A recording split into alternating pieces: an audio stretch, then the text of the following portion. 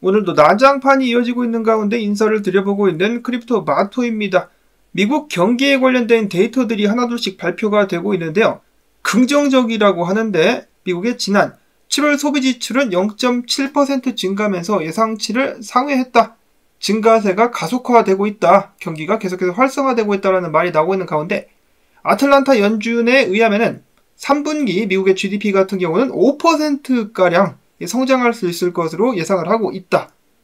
데이터들만 보면 엄청나게 낙관적으로 보이고 있는 미국 경기. 자, 그런데 최근 온라인상에는 틱톡을 포함해가지고 많은 사람들이 하소연을 하고 있는 모습들이 보여지고 있다라고 하는데요. 한마디로 돈이 없어가지고 살기가 너무 힘들다. 모든 것이 너무너무 비싸다. 월세부터 시작해가지고 식료품, 보험, 그 외 모든 것들이 너무너무 비싸다라면서 사람들이 막 울어요. 방송에 나와가지고 괴로워하면서 고통을 하소연하고 있는 영상들이 계속해서 공유가 되고 있습니다. 미국 경기는 정말로 좋은 것일까? 누구를 위해서 미국 경기가 좋은 것일까? 이 사람 같은 경우는 이야기를 하다가 너무나 빡쳐가지고 미국도 힘들어 죽겠는데 왜 계속해서 시민들의 돈을 다른 나라, 특히 우크라이나를 이야기를 하는 것이겠죠. 왜 보냈냐면서 분노를 감추지 못하기도 했었습니다. 미국 같은 경우는 지금 하와이, 마우이 쪽에 불이 나가지고 난리가 나는데요. 인명사상도 어마어마한 가운데 기자가 바이든에게 마우이 사태에 대해서 할 말이 없느냐라고 묻자 할 말 없다 라고 이야기를 했다가 문매를 맞기도 했었습니다. 우크라이나 같은 경우는 평화로워 보이는데 돈을 엄청나게 쏟아붓는가 하면은 왜 자국민들에 대해서는 모른 척 하느냐 라는 이런 식으로 불만이 솟구치자 오늘 부랴부랴 나와가지고 마우이 피해 가구당 $700를 지원하겠다라고 밝혔습니다. 집이 통째로 불이 탔는데 $700를 준다. 그래도 $700면은 이 태풍 맞아가지고 난리가 났었던 플로리다나 화학 폐기물 때문에 큰 고통을 겪었었던 오하이오주보다는 훨씬 더 나은 편이 아닌가라는 우스갯소리가 나올 정도인데요. 아무튼 여기서 중요한 것은 미국 경기는 정말로 좋은 것인가 좋지 않은 것인가 라고 볼 수가 있겠습니다. 누구 말이 맞을까요? 미국 경기가 좋지 않다라면 그것은 결국 터질 수밖에 없을 것인데 그러면은 증시 및 암호화폐 시장에도 굉장히 좋지 않은 영향 끼칠 수밖에 없겠습니다. 자, 이런 상황 속에서 중국 같은 경우도 중국 인민들의 불만이 솟구치자 중국 당국은 문제가 되고 있는 청년 실업률 발표를 아예 중단시킨다라고 밝혔습니다. 조작을 해도 지표가 저렇게까지 좋지 않다. 그럼 실제 상황은 얼마나 더 심각하다라는 것일까요? 야, 중국 참 재밌게 돌아가고 있습니다.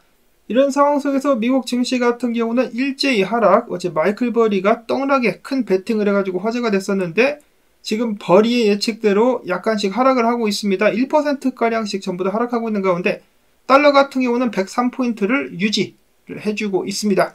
비트코인 같은 경우도 흔들흔들 외줄타기를 이어가고 있는데요. 29,141달러, 이더리움은 1,824달러에서 거래 중에 있습니다. 이어서는 모로코가 정식적으로다가 브릭스 국가에 가입하겠다라는 신청서를 제출을 했다라는 소식 나왔었고요. 갈수록 새가 커지고 있는 브릭스, 이런 가운데서 피치 같은 경우는 미국 은행들 등급을 강등하게 될 수도 있다라고 다시 한번 경고를 남겼습니다. 미국에는 모든 은행들의 등급이 재평가가 될 수가 있다라는 것. 은행 위기가 계속되고 있는 상황 속에서 AA-도 굉장히 높은 수치가 아닌가라는 생각이 드는데요. 자, 그러면 FDIC 같은 경우는 발등에 불이 떨어졌다라고 볼 수가 있겠는데 그들 같은 경우는 최근 보고서를 통해서 암호화폐가 미국 금융 안정성의 위험성을 가지고 있다라면서 암호화폐 및 업계에 대해서 경고를 하고 나섰습니다. 그들이 보고 있는 암호화폐 업계의 문제점, 사기, 법적 불확실성 및 미성숙한 위험 관리 관행. 미디어는 FDIC가 이렇게까지 민감한 탓이 바로 실버게이트와 시그니처뱅크, 친암호화폐 은행들의 파산 때문이다라고 이야기를 했었는데요. 실버게이트 같은 경우 샘 뱅크만과 FTX가 크게 한몫했다라고 볼 수가 있겠고 시그니처뱅크 같은 경우는 운영이 가능한 상태였음에도 불구하고 당국이 영업 정지 명령을 내렸다라고 호소를 한 바가 있기도 했었습니다. 일단 이런 부분을 개선하기 위해서라도 암호화폐 관련된 제대로 된 규제가 나와줄 수 있으면 좋겠다. 그리고 FDIC 같은 경우는 일단 본인들 은행 상태를 걱정을 많이 해야 될 것 같은데 이 상업부동산에 투자한 은행들의 위기가 조금씩 다가오고 있다는 소식 계속해서 들려오고 있습니다. 이 파란만장한 남은 2023년이 될 것 같네요.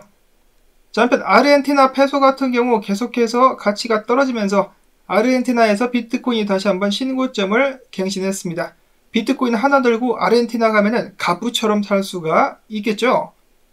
자, 그 다음에 그레이스케일의 SEC와의 소송 공방전에 대한 결과가 빠르면 오늘 혹은 금주에 나올 수 있다라는 소식이 들려왔습니다. 만약에 판사가 그레이스케일에 손을 들어주게 된다라면은 이 현물 ETF 출시를 한번 기대를 해볼 수도 있을 것 같기도 한데요. SEC 같은 경우는 당연히 온갖 핑계를 대면서 그를 미룰 가능성 여전히 남아 있습니다. 자, 일단 결과가 어떻게 될 것인가, 시장 움직임에도 영향을 줄 수 있을 것 같은데, 이런 상황에서 스카이브리지 캐피털의 CEO 같은 경우는 SEC에 비트코인 현물 ETF 출시 촉구 서한을 보내기도 했었는데, 게리 겐슬러 같은 경우는 콧방귀도 안 낄 것 같습니다. 해당 서한에 침뱉어버리고 쓰레기통으로 집어넣지 않았었을까? 코인텔레그래프에 의하면은 SEC가 모든 비트코인 현물 승인에 대한 결정을 2024년 초반으로 미뤘다라고 기사를 내보내기도 했었는데요.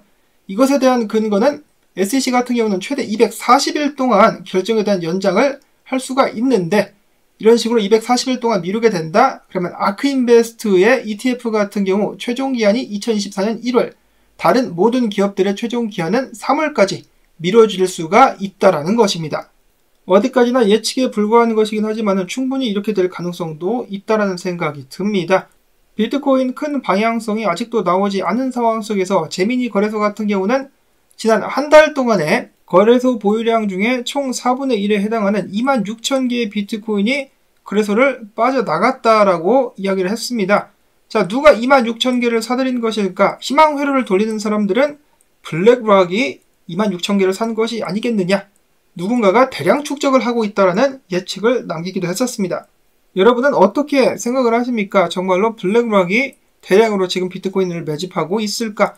제가 봤을 때 얍삽한 기관 녀석들 같은 경우는 지금 매집하기보다는 탈탈 털어가지고 개미들이 던지면 그것을 줄 것 같다라는 생각이 드는데, 과연 어떻게 될 것인가? 이런 상황 속에서 암호화폐 전문 미디어 웨일와이어 같은 경우는 제가 앞에서 말씀을 드렸다시피 경기 침체가 오게 되면은 비트코인도 함께 떨어질 수 있다라고 경고를 날렸습니다. 비트코인이 경기 침체에 강하다는 내러티브는 완전히 틀린 말이다. 비트코인은 증시가 폭락할 때마다 유사한 움직임을 보여왔고 앞으로도 그럴 것이다. 경기 침체가 만약에 다가오고 있다라면은 비트코인 장투자들은 지속적인 손실에 대비해야 된다라는 경고를 남긴 것인데요. 그러면서 어제 소식을 저도 전했었던 마이클 어리버리의 대량의 숏 포지션에 대해서 언급을 하기도 했었습니다.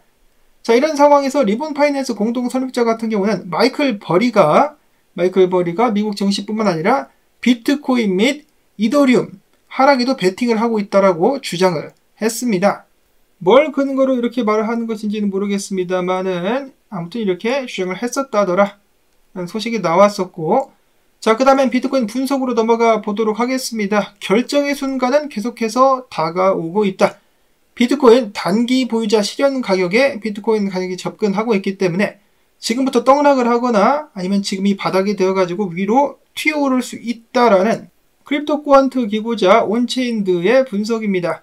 단기 보유자 실현 가격은 비트코인을 155일 이내 보유한 투자자들의 평균 매입 가격을 이야기하는 것인데요. 자, 비트코인이 단기 보유자 실현 가격 밑으로 하락하는 것은 단기 보유자들이 손실을 감수하며 매도에 나서는 것을 의미하는 것인데, 이런 경우 시장에 대한 신뢰 상실을 가리키며 추가 하락이 나올 수가 있겠다. 자, 근데 그 반대로 비트코인이 해당 지역을 바닥으로 만들 수가 있기 때문에 3만 달러에서 큰 저항을 비트코인이 받고 있는 가운데 약한 손들이 굴복하고 시장을 떠나는 것은 새로운 수요를 끌어들여가지고 가격 상승에 기여할 수도 있다. 즉, 오를 수도 있고 내릴 수도 있다라고 이야기를 하는 것입니다. 차트상으로 봐도 굉장히 간단하게 이야기를 할 수가 있는 것이 상승 추세가 깨지느냐 깨지지 않느냐 막바지 결정적인 순간에 다가왔다라는 것이죠. 자, 물론 상승에 베팅을 하는 사람들도 있고 하락에 베팅을 하면서 숏 포지션을 늘려가고 있는 사람들도 있습니다. 대리빗 데이터에 따르면 파생상품 트레이더들이 3만 달러 돌파 준비를 하고 있다. 8월 말 또는 9월 말까지 3만 달러 위까지 상승하지 않겠느냐. 옵션 시장 같은 경우는 콜, 풋이 아니라 상승에 베팅하는 콜이 우세를 점하고 있다라고 전해오기도 했었습니다. 다른 분석가들의 분석을 보면은 차트가 굉장히 안 좋아 보인다. 지금 지지 구간이어가지고 롱을 치기는 치는데 떨어지면은 바로 손절 치겠다 라고 여기 있는 케인이라는 분석가는 이야기를 하기도 했었고, 멀프스키 분석가 같은 경우는 비트코인 가격을 계속 끌어올리려고 하는데 3600달러까지 올라갔는데 계속해서 실패를 하고 있기 때문에 아무래도 하락 쪽으로 기울어지지 않겠느냐라는 의견을 보였습니다. 레몬 분석가 같은 경우도 3일봉에서도 숏 포지션 신호가 왔다 라고 하면서 계속해서 하락에 대한 관점을 유지하고 있었습니다. 비트코인 잭 같은 경우는 어디로 가겠다라고 말하지 않고 앞에서 봤었던 앤더슨 분석가처럼 방향이 조만간에 나오게 되지 않겠느냐라면서 기다리고 있었습니다. 지금 가장 관심을 크게 가져야 될 부분은 그레이스케일에 관련된 소송 판결이라고 볼 수가 있겠는데요.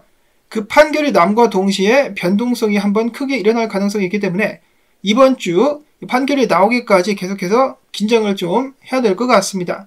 뭐 당연히 장투하시는 분들 같은 경우는 그냥 맛있는 거 드시면서 관망하시면 되겠죠. 다음으로는 몇 개 없는 기타 소식 보도록 하겠습니다. 최근에 많은 주목을 받았었던 시바이누, 코인베이스로 고래가 시바이누 5천억 개를 이동시켰다라는 소식 나왔습니다. 이거 팔려는 것이 아니냐? 확실하지는 않지만은 보통 거래소로 이동하는 것은 좋은 목적은 아니다라면서 기사는 이야기를 하고 있는데요. 시바리움이 출시가 되면은 뉴스에 팔아라가 나오게 되지 않을까 긴장이 되고 있는 상황. 다음으로 또람프 미국 전 대통령 같은 경우는 50만 달러어치 이더리움을 보유하고 있다는 소식이 나왔었는데 50만 달러가 아니라 500만 달러랍니다. 500만 달러어치 이더리움 보유. 이거를 안 팔고 들고 있다는 것이 또 신기하다라는 생각이 들기도 하는데요. 그런 의미에서 이더리움 좀 가지야. 이렇게 해가지고 저는 오늘 나온 정보들을 전해드릴 수가 있었습니다.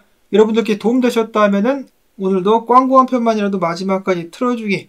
저도 후원사가 있으면 좋겠습니다만은 없어가지고 광고만이 지금 현재 제 유튜브 채널의 유일한 수익이기 때문에 부탁을 꼭 드립니다.